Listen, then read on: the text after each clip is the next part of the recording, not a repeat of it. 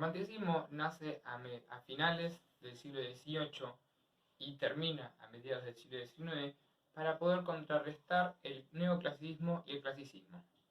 El neoclasicismo y el clasicismo dictaban más un tipo de reglas o formas de escritura rectas, que sigan las leyes, que alienten al filósofo más que a un lector común.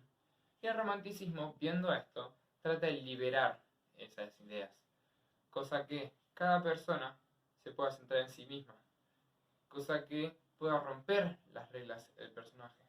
Entonces, el romanticismo se basa en 9 características para poder diferenciarlo. También el romanticismo nace por primera vez en Europa y en Inglaterra casi al mismo tiempo. El romanticismo puede separarse en 2 géneros, o sea, 2 formas.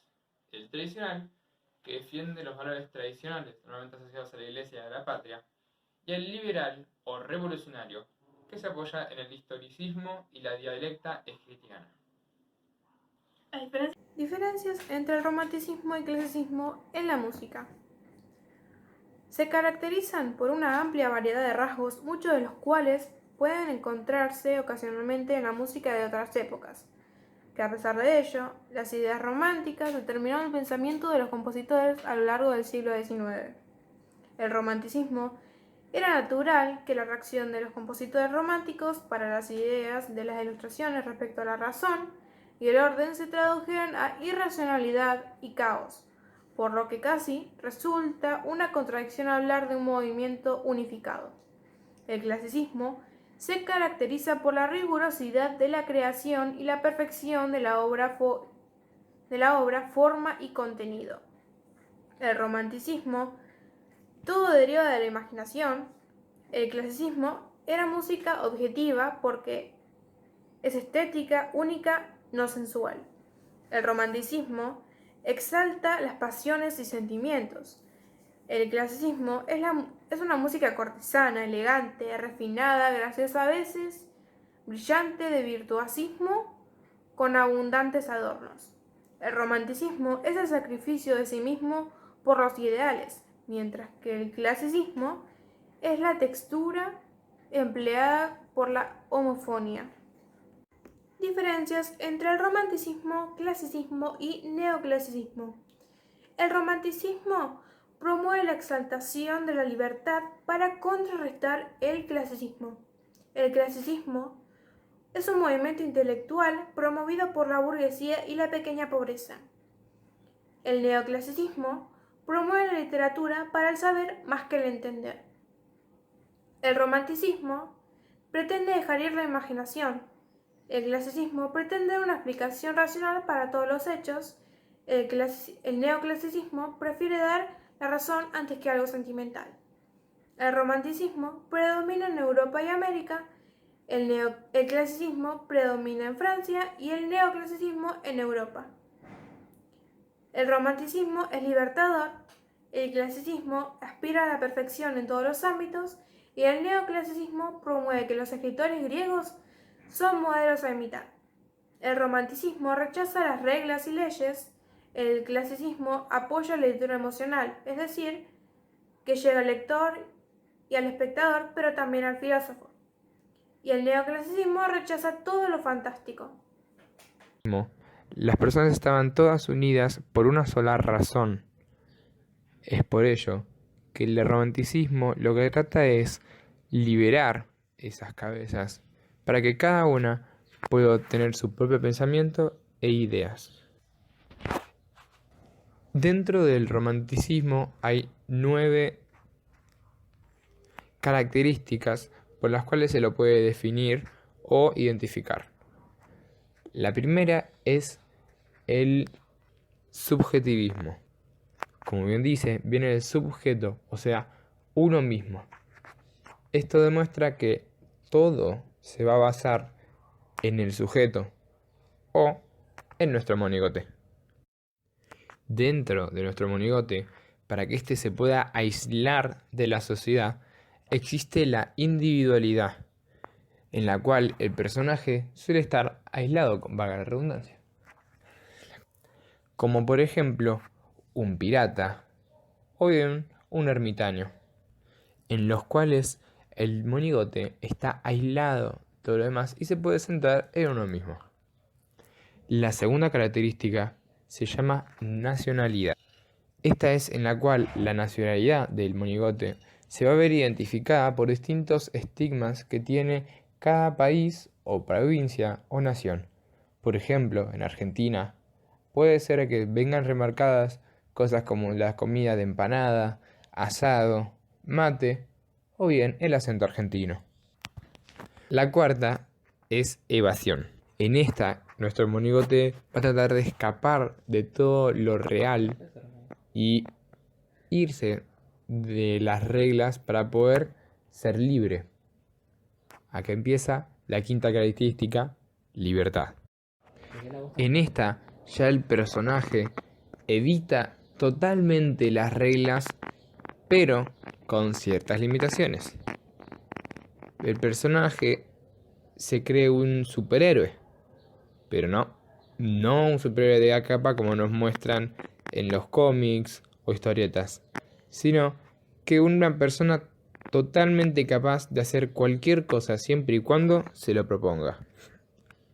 Ahí es cuando la realidad le da un golpe y empieza la sexta característica, desengaño y angustia. Esta es cuando el monigote es golpeado cruelmente por la realidad y empieza a tener una fuerte restricción de sus cosas. Por ejemplo, un gran ejemplo de esto son las leyes de la naturaleza.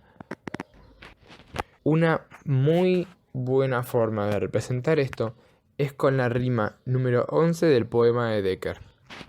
Y dice así: yo soy ardiente, yo soy morena, yo soy el símbolo de la pasión. De ansia, de goces mi alma está llena. ¿A mí me gustas? No, no es a ti. Mi frente es pálida, mis trenzas de oro. Puedo brindarte dicha sin fin. Yo de ternura guardo un tesoro. ¿A mí me llamas? No es a ti, no. Yo soy un sueño, un imposible, vano fantasma de niebla y luz. Soy incorpórea, soy intangible. No puedo amarte. O ven, ven tú. Acá se muestra cómo el personaje quiere lo que no puede tener, lo que lo va a liberar de la realidad. Y es por eso que el personaje, por más que caiga en el desengaño y en la angustia, normalmente o casi siempre trata de volver a esa libertad que tenía antes. La séptima característica es ambientación romántica. En esta se trata del ambiente, del lugar donde esté el monigote, el cual va a influir mucho en la atención de la escena. Por ejemplo, una iglesia, un cementerio, un monasterio o un acantilado. La octava característica es la identificación con la naturaleza, donde, como todo ronda con nuestro monigote, aún el clima está con él. Por ejemplo, si está dentro de una tormenta con tornados, puede significar que nuestro monigote está desorientado, está perdido. Si está con una tormenta, con rayos, truenos, relámpagos, nuestro personaje puede estar furioso. O si bien está en un ambiente tranquilo, con flores, música, con pájaros piando, puede ser que nuestro personaje esté feliz o alegre. Y como novena y última característica está el lenguaje.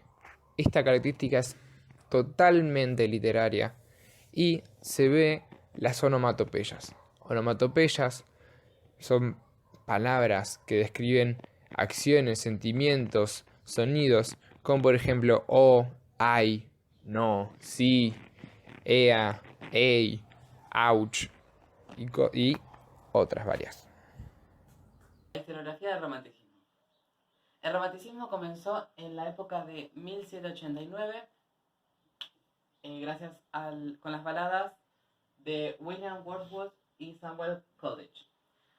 Surgió en Alemania con los escritores Johann Wolfgang von Goethe, los hermanos Grimm y Clemens Brentano. En Francia, en la época de la Revolución de 1789, con los escritores Franco-René de Chateaubourg, Alexander Dumas, Théophile Gautier y Víctor Hugo, quien escribió el prefacio a Cromwell en 1827. Luego en Estados Unidos,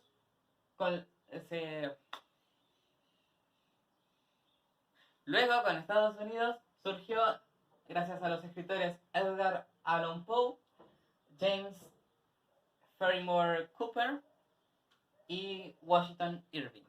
Luego en España, en 1830, con los escritores Mariano José Larra, Enrique Gil y Carrasco y Gustavo Adolfo Bécquer. Por último, en América Latina, con los escritores Esteban Echeverría, Andrés Bello y José Mármol.